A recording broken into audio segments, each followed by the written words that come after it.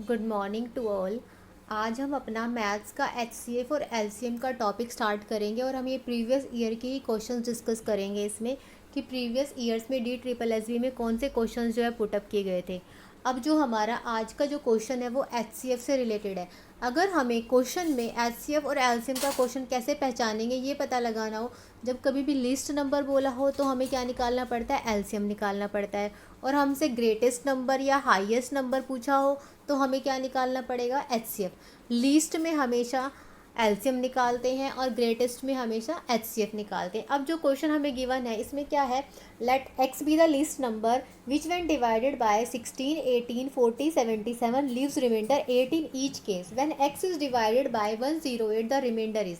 इसमें ये पूछा गया है कि कोई एक एक्स जो है एक नंबर है, एक छोटा नंबर है, लीस्ट नंबर है, जिसको हम डिवाइड किससे करते हैं, 16 से, 18 से, 40 से, 77 से। उसको डिवाइड करने पर अगर हम उस नंबर को सपोज करो वो नंबर जो है एक्स है, उस नंबर को मैंने ले लिया एक्स। अब मैं उसको 16 या 18 या 40 या 77 किसी से भी डिवाइड करती हूँ, तो डिवाइड करने के बाद में जो उसका रिमाइंडर आता है, जो उसका रिमाइंडर आएगा वो हर एक केस में क्या आएगा, 8 आएगा। तो अगर मैं 18 से करूँगी तब भी 8 आएगा, 40 से करूँगी तब भी 8 आएगा, 77 से करूँगी तब भी वो क्या आएगा, 8 आएगा। तो हर एक केस में उसका जो रिमाइंडर है वो क्या आ रहा है, 8 आ रहा है।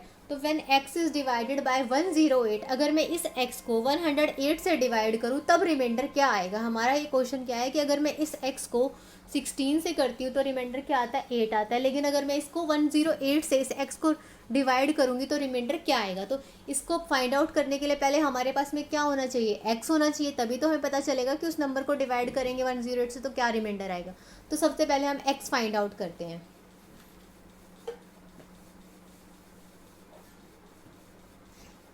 अब x को फाइंड आउट करने के लिए हमें क्या करना पड़ेगा, इसका एलसीएम निकालना पड़ेगा। मतलब 16, 18, 40 और 77 इन सब का हम क्या निकालेंगे, एलसीएम निकालेंगे। जब हम इसका एलसीएम निकालते हैं तो जो एलसीएम आएगा तो वो क्या होगा, हमारा वो नंबर आ जाएगा, वो लीस्ट नंबर आ जाएगा।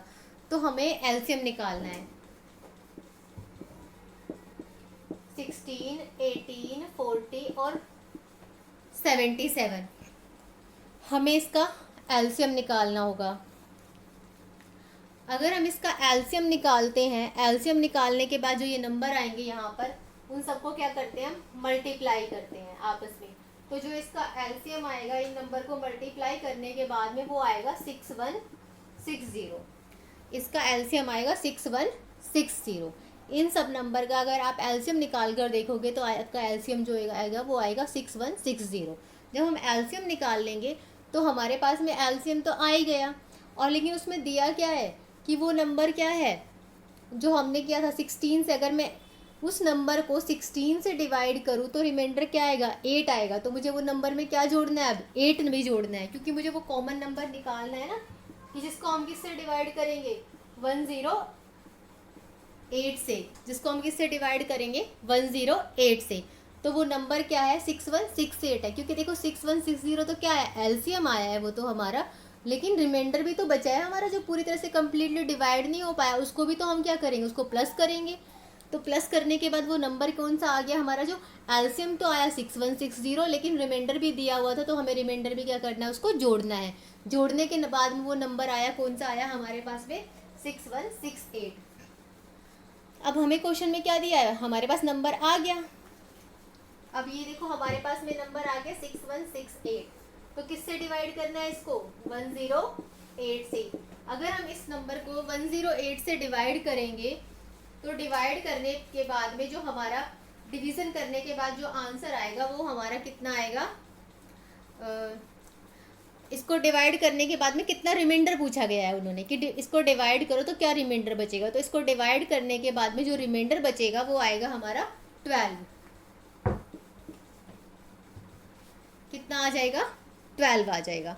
तो ये 12 क्या बचा है, इसका रिमाइंडर बचा है। देखो इसको इससे यहाँ से डिवाइड करेंगे, 6168 और 108, जो ये रिमाइंडर बचेगा ये कितना बचेगा, इसका 12 बचेगा। तो आंसर क्या आ जाएगा, इसका 12 आ जाएगा। थोड़ा लेंथी क्वेश्चन है, इस वजह से मैंने इसको सॉल्व नहीं किया, बट डिवाइड करना और एलसीएम लेना, मल्टीप्लाई करना सबको आता है। अब हम अपने नेक्स्ट क्वेश्चन की तरफ मूव ऑन करते हैं। क्वेश्चन की तरफ मूव ऑन कर रहे हैं। अब नेक्स्ट क्वेश्चन हमारा है, at the HCF of two number is 18 and their sum is 216। जो HCF एट दो नंबर का वो 18 है और उनका सम कितना है, 216 है। तो how many such pairs of the numbers are possible.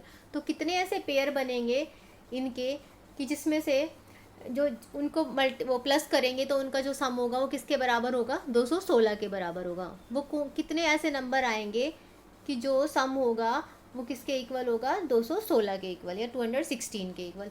हम हमेशा क्या करते हैं, जब पेयर बनाते हैं तो हम मोस्टली क्या देखते हैं, प्राइम नंबर को ही प्रेफरेंस देते हैं। चलो हम इस क्वेश्चन को स्टार्ट करते हैं। हमारे पास में एक फॉर्मूला है, HCF into LCM equals to product या सम ऑफ टू नंबर्स या प्रोडक्ट। इन दोनों में से हम कोई भी यूज़ कर सकते हैं इन क्वेश्चन को सॉल्व करने के लिए। तो इसमें क्या दिया हुआ है, सम दिया हुआ है, सम ऑफ टू नंबर्स। अब हमारे पास में HCF कितना है, 18 है। LCM के लिए हमें पता नहीं, सम हमारे पास में कितना है, 216 है। तो यहाँ पे क्या दे रखा है, सम। तो एक नंबर को हमने क्या लेट कर लिया, फर्स्ट नंबर को हमने ले लिया x और सेकंड को ले लिया हमने y। तो x प्लस वाई। अब हमारे पास में x प्लस वाई की वैल्यू कितनी आ गई, इसको डिवाइड करेंगे तो 12। अब हमें ऐसे दो पेयर सेलेक्ट करने हैं, प्राइम नंबर होने चाहिए कि उनको हम पेयर बनाएं तो वो दोनों को ऐड करें उन नंबर को, तो उनका सम क्या हो, 12 हो। जैसे हम x की जगह पे वैल्यू पुट करते हैं 1 और कितना और जोड़ेंगे, 12 आ जाए तो 11। तो हो गया ना, 1 प्लस 11 12। तो हमारे पास में एक पेयर तो ये आ गया। दूसरा हमारे पास में आता है 2 तो लेकिन क्या हो जाएगा, हमारा प्राइम नंबर नहीं होगा। 2 के साथ में हम किसको करेंगे, 10 को। तो 10 तो हमारा प्राइम नंबर है ही नहीं, क्योंकि वो तो किसी और के टेबल में भी आता है। तो ऐसे हम करते जाएंगे तो हमारे पास एक नंबर और आएगा, वो आएगा 5 और 7। 5 और 7 इन दोनों को भी हम ऐड करेंगे तब भी क्या आता है, 12 आता है। तो हमारे पास में 2 पेयर्स हो गए। तो इसका आंसर क्या हो जाएगा, 2 पेयर्स। क्योंकि देखो 2 प्लस 10 वो भी 12 होता है, लेकिन 10 क्या होता है, किसी और की टेबल में भी आता है। तो ऐसे हम 9 भी लेंगे तो 9 भी किसी और की टेबल में आता है, 8 भी आता है, लेकिन 7 और 5 दोनों अपनी ही टेबल में आते हैं। और 6 पे चलेंगे, 6 और प्लस 6 दोनों सेम हो जाएंगे, तो ये भी किसी और की टेबल में आते हैं। और फिर उसके बाद हम 5 पे, तो 5 7 का पेयर जो है बन चुका है।